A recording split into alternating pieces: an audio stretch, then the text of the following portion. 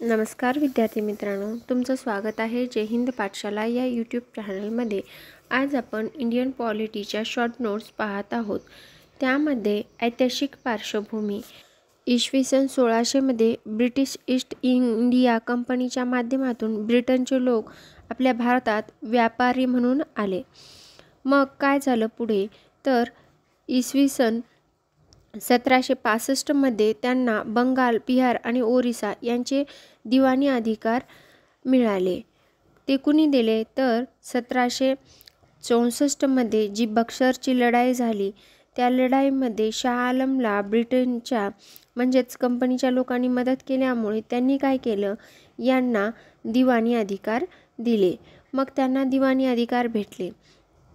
मग पुढे पुढे हे अधिकार वाढत जाऊन ते आपल्या भारताचे राज्यकर्ते बनले।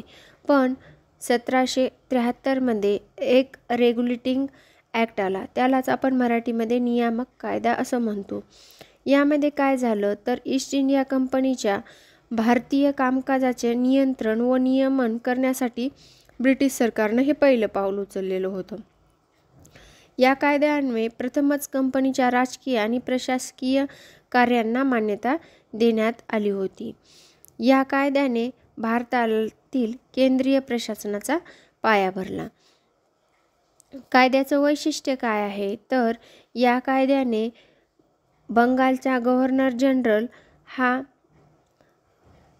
जनरल असं नामकरण झालं। त्यामध्ये त्यांच्या सहाय्यासाठी 4 सदस्यीय कार्यकारी मंडळ सुद्धा बनवण्यात आलं आणि पहिला बंगालचा गव्हर्नर जनरल कोण बनला तर तो होता लॉर्ड वॉरन हेस्टिंग। यावर प्रश्न विचारला जातो। 1773च्या कायद्याने काय बदल झाला तर बंगालचा गव्हर्नर होता तो आता बंगालचा गव्हर्नर जनरल म्हणून ओळखला जाऊ लागला आणि या बंगालच्या गव्हर्नर जनरलचं कार्यक्षेत्र वाढलं। जसं की बॉम्बे आणि मद्रास यांचे जे गव्हर्नर होते ते आता बंगालच्या गव्हर्नर जनरलच्या आधिपत्याखाली आले।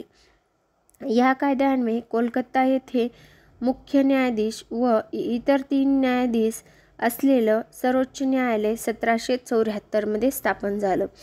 आत्ताचं जरी सर्वोच्च न्यायालय दिल्लीला असलं तरी तेव्हाचं सर्वोच्च न्यायालय हे कोलकात्याला होतं आणि त्याची स्थापना केव्हा झाली 1774ला।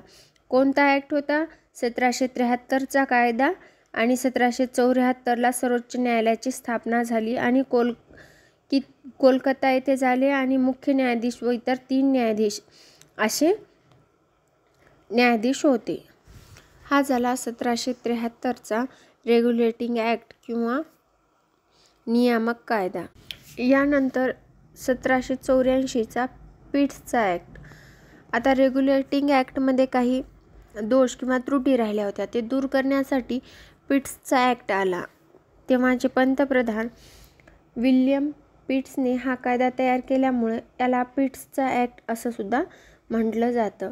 मग त्यांनी काय केलं तर या कायद्यानं कंपनीची व्यापारी व राजकीय कार्य यांच्यात भेद केला आणि काय केलं, या कायद्याने व्यापारी कारभाराचे व्यवस्थापन करण्यासाठी अनुमती संचालन मंडळात देण्यात आली, पण राजकीय कारभाराचे व्यवस्थापन करण्यासाठी नियामक मंडळ स्थापन करण्यात आले।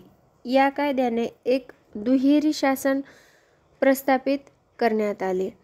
या कायद्यान्वये ब्रिटिशांच्या ताब्यातील नागरी व लष्करी शासनविषयक, महसूल विषयक सर्व कामकाजाचे पर्यवेक्षण व निरीक्षण करण्यासाठी एक अधिकार नियामक मंडळाला देण्यात आले आणि भारतीय कंपनीच्या क्षेत्राला ब्रिटिशांच्या ताब्यातील क्षेत्र असे संबोधित केले।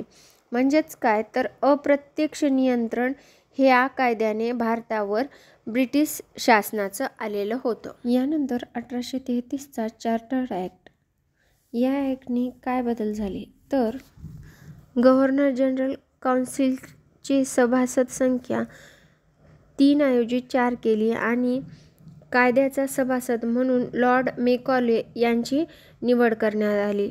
लॉर्ड विल्यम बेंटिक हा पहिला भारतीय गव्हर्नर जनरल ऑफ इंडिया बनला किंवा भारतीय गव्हर्नर जनरल कोण बनला तर विल्यम बेंटिक. आता बंगालचा गव्हर्नर जनरल कोण बनला होता? Warren Hastings. मग भारताचा गव्हर्नर जनरल पहिला कोण आहे? William Bentinck. या गोष्टी लक्षात ठेवायच्या, यावर प्रश्न विचारला जातो. आणि चहाची मक्तेदारी कोणत्या कायद्याने बंद केलं यावर सुद्धा प्रश्न विचारला जातो, ते आहे 1833. त्यानंतर व्यापारी व ख्रिस्त धर्म उपचारांना परवानगी दिली भारतात येण्यासाठी किंवा अनुमती दिली. त्यानंतर भारतातील कंपनीचे क्षेत्र हे राजाचे, वारसदाराचे किंवा उत्तराधिकाऱ्याचे विश्वस्त या नात्याने कंपनी धारण करील, ही पण एक मेजर गोष्ट या कायद्याने करण्यात आली. गव्हर्नर जनरलद्वारे पूर्णतः सिव्हिल आणि सैनिकी कामकाजाविषयी नियंत्रण करण्यात आलं. त्यानंतर आता मुख्य असं कुठल्या मेजर गोष्टी या कायद्याने तयार केल्या तर चहाच्या व्यापाराची मक्तेदारी बंद केली, यावर प्रश्न विचारला जातो. त्याचबरोबर ख्रिस्ती धर्मप्रसारकांना परवानगी देण्यात आली. आणि तिसरी महत्त्वाची गोष्ट म्हणजे आता बंगालचा गव्हर्नर जनरल हा बंगालचा गव्हर्नर जनरल न राहता भारताचा गव्हर्नर जनरल झाला. यानंतर 1853चा चार्टर ॲक्ट. आता या कायद्यानुसार ब्रिटिश संसद ही केव्हा ईस्ट इंडिया कंपनीची सत्ता काढून घेऊन आपल्या हाती घेऊ शकते. म्हणजेच काय तर या कायद्याने कालमर्यादा न ठरवून देता कंपनीला कार्य करायला सांगितलं. त्याबरोबर काय बदल केले तर केंद्रीय विधिमंडळात म्हणजे सेंट्रल लेजिस्लेटिव्ह काउन्सिलमध्ये 6 लेजिस्लेटिव्ह सदस्य हे राणीनं निवड करून द्यायचे होते, ब्रिटनच्या राणीनं. त्यापैकी 1 सदस्य स्थानिक प्रतिनिधी असेल, 2 सदस्य ब्रिटनद्वारे आणि 4 सदस्य हे स्थानिक सरकारद्वारे नियुक्त केले जातील, जसं की मुंबई, मद्रास, बंगाल आणि आग्रा. म्हणजेच काय मिनी पार्लमेंट यांनी सुरू केली. तेव्हा इंग्लंडचे पंतप्रधान होते लॉर्ड डर्बी आणि गव्हर्नर जनरल आपल्या भारतातील होते लॉर्ड डलहौसी. त्याचबरोबर या कायद्याने सर्वात महत्त्वाचं म्हणजे 1854मध्ये मेकॉले समितीला स्थापन केली आणि या समितीने भारतीय नागरी सेवा संबंधी समिती होती ही या समितीने ह्या मेकॉले आयोगाने इंडियन सिव्हिल सर्व्हिसेस म्हणजे भारतीय नागरी सेवा संबंधी कार्य केलं. ही सगळ्यात महत्त्वाची गोष्ट 1853च्या कायद्यानं झाली. यानंतर 1857ला उठाव झाला, जो की पहिले स्वतंत्र युद्ध किंवा शिपायाचे बंड म्हणून ओळखला जातो. 1857च्या उठावानंतर महत्त्वाचा कायदा म्हणजे 1858ला आला, जो भारत सरकारचा कायदा 1858 म्हणून ओळखला जातो. कारण 1857 यापुढे भारताचे सरकार राणीच्या नावाने किंवा राणीद्वारे चालविण्यात येईल अशी या कायद्यात तरतूद केली आणि भारताचा गव्हर्नर जनरल पदाचे नाव आता व्हाईसरॉय असे बदलण्यात आले. म्हणजे गव्हर्नर जनरल या पदाचं 3 वेळा नाव बदललं. पहिलं कुठल्या कायद्यानं बदललं तर ते होता 1773चा नियामक कायदा. त्यानं काय नाव झालं, पहिले बंगालचा गव्हर्नर वेगळा, मुंबईचा गव्हर्नर वेगळा आणि मद्रासचा गव्हर्नर वेगळा. मग त्या कायद्यानं तिन्ही गव्हर्नर एकत्र आणले आणि बंगालचा गव्हर्नर जनरल असं नाव केलं. आणि ते नाव कोण होतं पहिला बंगालचा गव्हर्नर जनरल तर वॉरेन हेस्टिंग. त्यानंतर 1833च्या कायद्याने भारताचा गव्हर्नर जनरल किंवा गव्हर्नर जनरल ऑफ इंडिया असं नाव देण्यात आलं. ते कोण होते तर विल्यम बेंटिक हे भारताचा किंवा गव्हर्नर जनरल ऑफ इंडिया हे पहिले विल्यम बेंटिक होते. त्यानंतर 1858 साली त्याच पदाला व्हाईसरॉय असं नाव देण्यात आलं आणि पहिला व्हाईसरॉय हा लॉर्ड कॅनिंग हा ठरला. मग 1858चा कायद्याने काय बदल केले तर 1858च्या कायद्याने भारतमंत्री हे ब्रिटिश संसद व secretary of state of India यावर प्रश्न विचारून झाला आहे. भारतमंत्री पहिले भारत मंत्री कोण होते तर लॉर्ड स्टॅनले हे पहिले भारत मंत्री होते. आता भारत मंत्र्याला भारताच्या शासनाचे नियंत्रण व निरीक्षण करण्याचे अधिकार दिले. भारत मंत्री हा ब्रिटिश संसदेला जबाबदार होता. यांच्या मदतीसाठी 15 सदस्यांचे मंत्रिमंडळ नेमले. त्याच्यामध्ये 8 सदस्य हे ब्रिटिश सम्राटाद्वारे नेमले जात होते तर 7 सदस्य हे कंपनीचे संचालक मंडळातील असत होते. मग या कायद्याने भारत मंत्री व इंडियन काउन्सिलच्या सदस्यांचे पगार हे भारतीय तिजोरीतून दिले जाऊ लागले.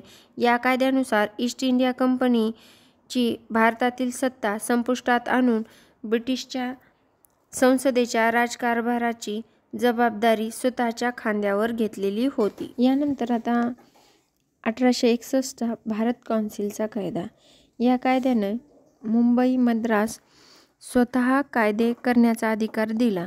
त्याचबरोबर व्हाईसरॉयला अध्यादेश काढायचा किंवा वटहुकूम काढायचा एक नवीन रूल केला. त्यानंतर काउन्सिलला स्वतःसाठी नियम बनवायचा अधिकारसुद्धा दिला. आणि सगळ्यात महत्त्वाचे म्हणजे भारतात मंत्रिमंडळ पद्धतीचा पाया याच 1861च्या कायद्याने घातला, ज्यामध्ये 3 भारतीय हे त्या मंत्रिमंडळात होते. ते कुठले तर पटियालाचा महाराज आणि बनारसचे राजा व सर दिनकरराव हे तिघेजणे कायदेमंडळाच्या परिषदेचे मेंबर होते. त्याचबरोबर केंद्रीय मंडळात कमीत कमी 6 व जास्तीत जास्त 12 सदस्यांची नियुक्तीची तरतूदसुद्धा करण्यात आली. त्याचबरोबर पोर्टफोलिओ पद्धतीचं महत्त्वसुद्धा याच कायद्यानं पटवून दिलं. यानंतर 1892चा एक कायदा झाला, ज्याला भारत काउन्सिलचा कायदा 1892 असं म्हणतात. या कायद्याने केंद्रीय आणि प्रांतिक विधिमंडळात निवडणुकीच्या मार्गाने काही अशासकीय पदे भरण्यासाठी मर्यादित व अप्रत्यक्ष तरतुदी कायद्यात होते. त्याचबरोबर या कायद्यात निवडणूक हा शब्द वापरला नव्हता आणि अर्थसंकल्पावर चर्चा करण्यासाठी विभागीय प्रश्न विचारण्यासाठी अधिकार कायदेमंडळास दिले होते, पण मतदान करण्याचा अधिकार त्यांना नव्हता. यानंतर सगळ्यात महत्त्वाचा म्हणजे 1909चा कायदा. या कायद्याला मोर्ले-मिंटो सुधारणा या नावाने सुद्धा ओळखलं जातं. मोर्ले हा तत्कालीन भारत मंत्री होता तर मिंटो हा भारताचा तत्कालीन व्हाईसरॉय होता. या कायद्याने केंद्रीय व प्रांतिक कायदेमंडळाचा आकार वाढविण्यात आला. त्याचबरोबर केंद्रीय विधिमंडळात सदस्यांची संख्या ही 16 वरून 60 पर्यंत वाढविण्यात आली, तर प्रांतिक विधिमंडळातील सदस्य संख्या एक समान नव्हती. त्यानंतर सगळ्यात महत्त्वाचं म्हणजे सत्येंद्रनाथ सिन्हा ह्या व्हाईसरॉय कार्यकारी मंडळात सहभागी होणारे पहिले भारतीय ठरले आणि हा कायदा तयार करण्यासाठी त्यांनी मदत केली. त्याचबरोबर लॉर्ड मिंटो याला सांप्रदायिक मतदारसंघाचे जनक म्हणून ओळखलं जातं. का तर या कायद्याने सगळ्यात मोठी तरतूद म्हणजेच मुस्लिमांना राखीव मतदारसंघ दिलेला होता. थोडक्यात काय तर फोडा आणि राज्य करा ही नीती इंग्रज सरकारने पुन्हा एकदा अंगीकारली आणि मुस्लिमांना मतदारसंघ देऊन त्यांनी सांप्रदायिक बीजे आपल्या भारतात पेरली, ज्याचं उत्पादन आजपर्यंत आपण कापत आहोत. यानंतर भारत सरकार कायदा 1919. 20 ऑगस्ट 1917 रोजी भारतात टप्प्याटप्प्याने जबाबदार सरकार स्थापन करण्याचे उद्दिष्ट असल्याचे ब्रिटिश सरकारनं पहिल्यांदा घोषणा केली. त्यानंतर भारत सरकारचा कायदा 1919 पारित करण्यात आला, जो की इसवी सन 1921 पासून लागू करण्यात आला. या कायद्याचं प्रमुख वैशिष्ट्य म्हणजे यामध्ये सोपीव आणि राखीव म्हणजेच रिझर्व्ड व ट्रान्सफर्ड असे 2 जबाबदार विभागाची विभागणी केली. त्याचबरोबर द्विदल राज्यपद्धती असं सुद्धा या कायद्याला म्हटलं जातं. याचं प्रमुख वैशिष्ट्य असं की वरचा सभागृह म्हणजे अप्पर हाऊसला 60 सदस्य तर खालचा सभागृह म्हणजे लोअर हाऊसला 145 सभागृह केंद्रीय द्विदल पद्धतीत होते आणि यावर आयोगाने प्रश्न विचारून झालाय. आता मुस्लिमांना 1909च्या कायद्याने स्वतंत्र मतदारसंघ दिले. त्याच्यात वाढीव म्हणून यांनी युरोपियन आणि सिखांना परत स्वतंत्र मतदारसंघ दिले. या कायद्याने भारतीय उच्च आयुक्त म्हणजेच भारतीय हायकमिशन यांची किंवा या पदाची नवीन निवड केली आणि ह्या पदावर सर विल्यम बेंटिक हे भारतीय उच्चायुक्त पहिले राहिलेले आहेत. त्याचबरोबर लोकसेवा आयोगासाठी यांनी ली कमिशन स्थापन केले, ज्यांनी केंद्रीय लोकसेवा आयोगाची शिफारस केलेली होती. हा झाला 1919चा कायदा. यानंतर 1935चा कायदा. 1935च्या कायद्याचं प्रमुख वैशिष्ट्य म्हणजे त्याचं स्ट्रक्चर, जे की 250+ तरतुदी आजही आपल्या भारतीय संविधानात आहेत. तेव्हा 1935च्या कायद्यामध्ये 14 भाग, 321 कलमे व 10 परिशिष्टे होती. त्याचबरोबर केंद्र सूची म्हणजेच प्रांतिक सूची, संघ सूची आणि समवर्ती सूची असे 3 भाग सुद्धा या कायद्याने केले. त्याचबरोबर उर्वरित अधिकार गव्हर्नर जनरलला ठेवले. म्हणजे जी आजची भारतीय संविधानाची पद्धत आहे की वटहुकूम काढायची राष्ट्रपतीला, तीच पद्धत ही होती. उरलेले अधिकार गव्हर्नर जनरलला. आणि प्रांतिक स्वायत्तता बंद करून ती केंद्रात लागू केली. त्याचबरोबर या कायद्याने फेडरल कोर्टाची म्हणजेच संघ न्यायालयाची दिल्ली येथे स्थापन केलेलं होतं. सार्वजनिक सेवा आयोग म्हणजेच केंद्रीय लोकसेवा आयोग सुद्धा या कायद्याचा भाग होता. हा झाला 1935चा कायदा. यानंतर भारत स्वातंत्र्याचा 1947चा कायदा आला आणि आपला भारत स्वतंत्र झाला. आज आता आपण इथेच थांबूया. भेटूया पुढील व्हिडिओमध्ये. व्हिडिओ शेवटपर्यंत पाहिल्याबद्दल धन्यवाद. आणि हो, व्हिडिओ आवडल्यास लाईक करा, चॅनलला सबस्क्राईब करा आणि जास्तीत जास्त गरजू मित्रांपर्यंत शेअर करा.